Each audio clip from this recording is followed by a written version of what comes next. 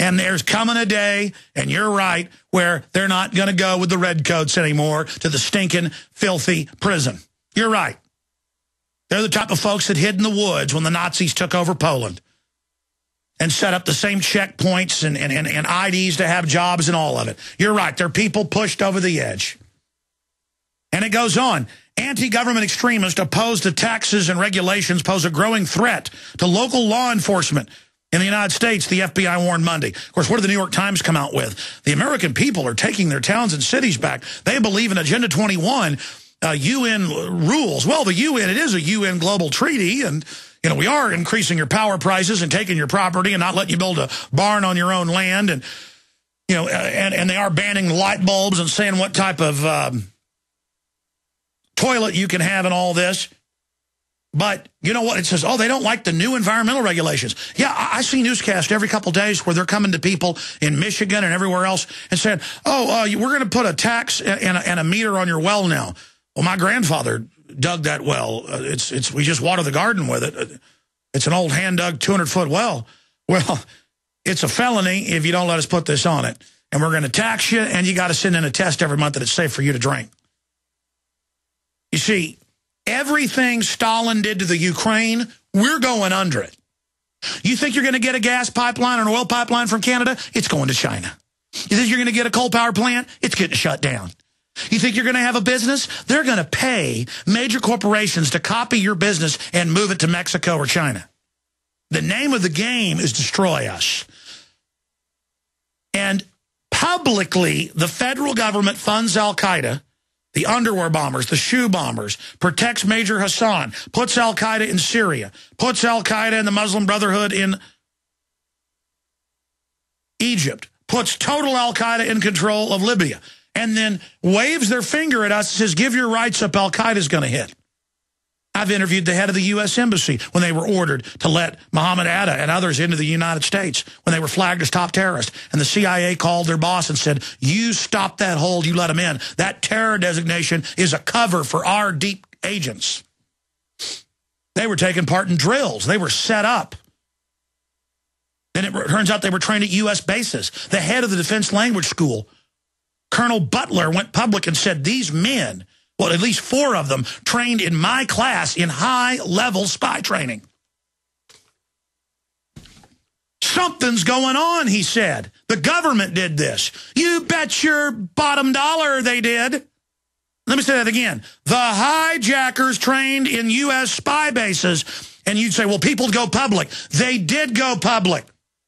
And after people's families get threatened with being killed, and he was threatened with a court-martial, he shut up. I called his house a month after 9/11 when he was in the San Jose Mercury News saying the government did it. And there was a woman screaming in the background saying, they've threatened us. I told you, hang it up. No, no, no. This is the real world. This is what we deal with. The people running the government are the ones that blew up Oklahoma City and that daycare center. And I've had the cops on. I've had the head of HUD who was there and saw the feds planting the bombs. They said, oh, it's just a telephone work. I've had them on. I've had cops on who saw the feds with the bombs and the rest of it, and they came to him in the Oklahoma City, to the sergeant's office, the head of the K-9 unit, and said, you and your wife are dead. I've had Officer Browning on this show. You're dead if you look into this anymore, okay? They did it. We caught the FBI anti-terrorism director there the day before saying he wasn't with the hotel receipts and eyewitnesses. They did it. We've caught them. They are the terrorist. Okay? Now let me give you the worldwide alert.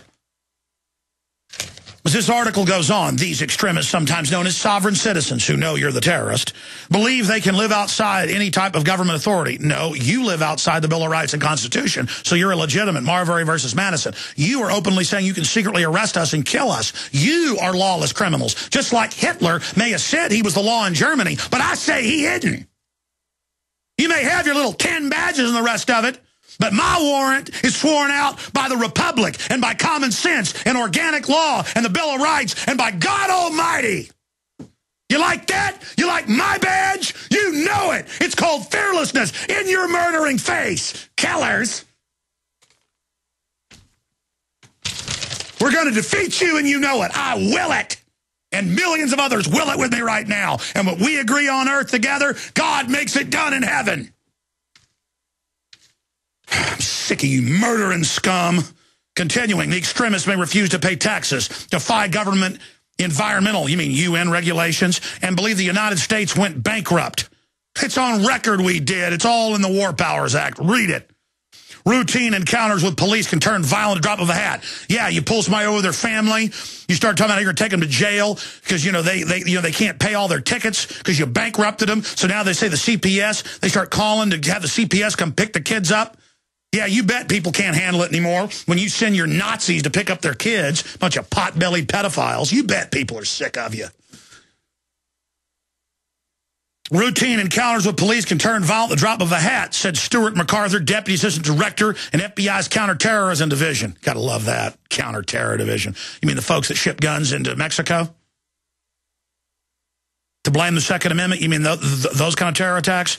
We thought it was important to increase the visibility of the threat with the state and local law enforcement. They're getting ready for some new Oklahoma cities to blame us. And they want the cops to go, you did warn us. You care about us. Yeah, we're sorry they hit the local police department daycare center. Don't know how the terrorists found that one. Oh, yeah.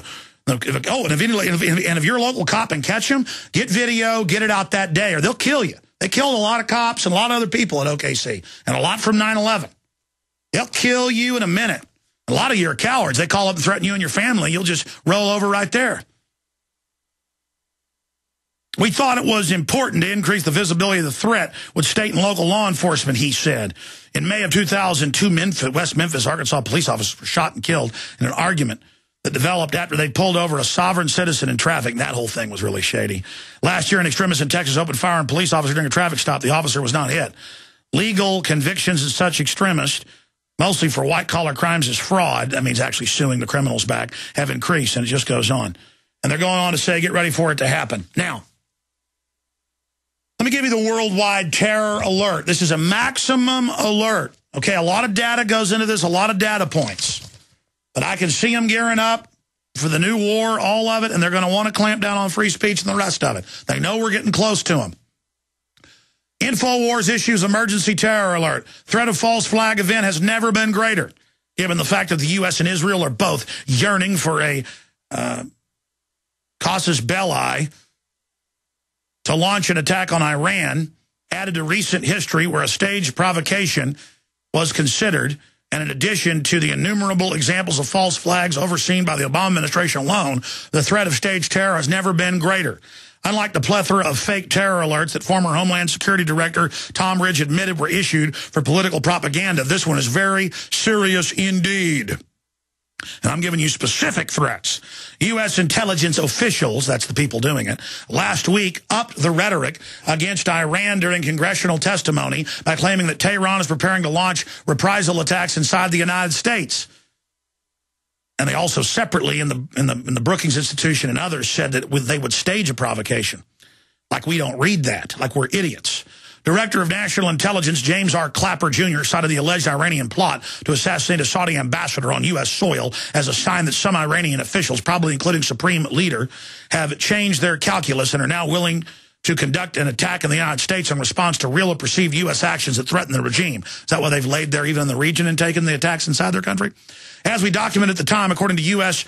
Army Lieutenant Colonel Anthony Schaefer, no information concerning the supposed plot even existed within FBI channels, strongly suggesting the story was manufactured by the Obama administration.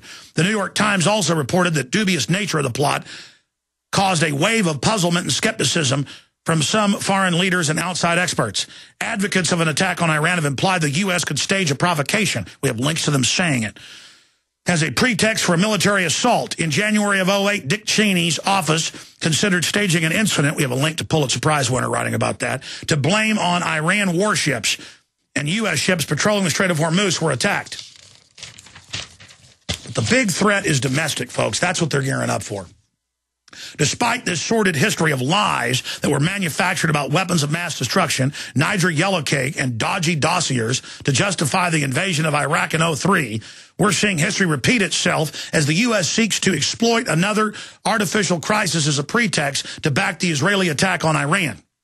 Numerous examples since Obama took office illustrate how this administration and the intelligence agencies that surround it are by no means reticent to bizarrely lie and stage events for political purposes.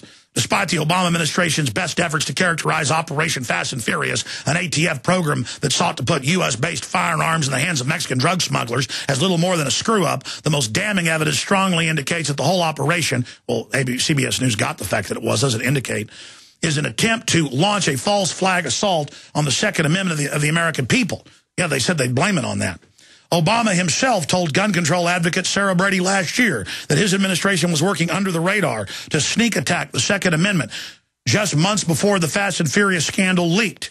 And at the same time as the administration officials were blaming violence in Mexico on the Second Amendment, when in reality the administration itself was responsible for arming the drug cartels. These are terrorists. 8 agencies involved.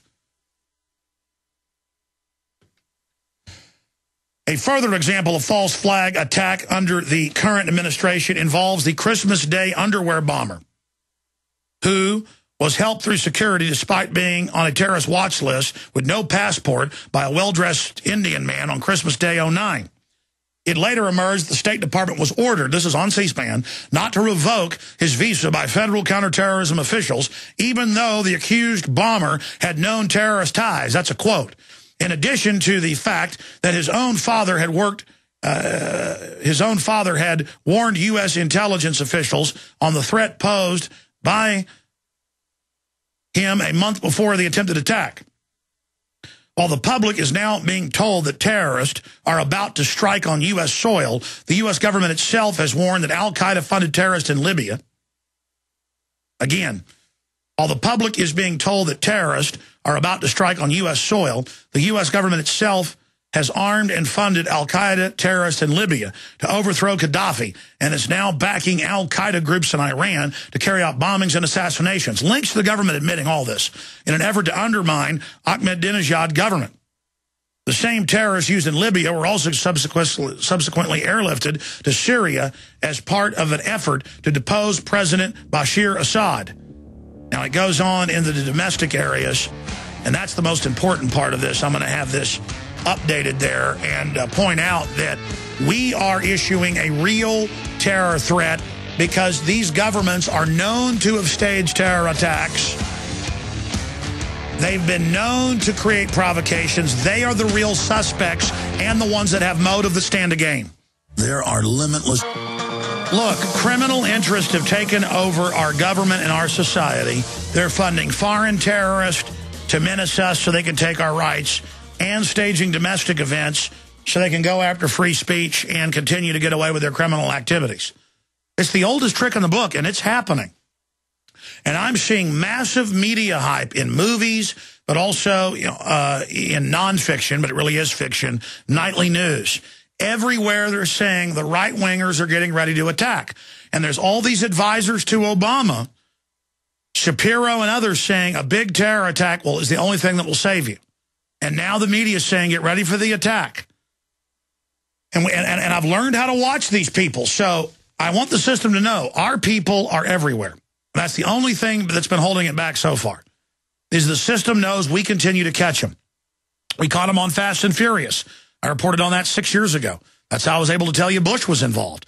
And that Holder would then play that card on Issa.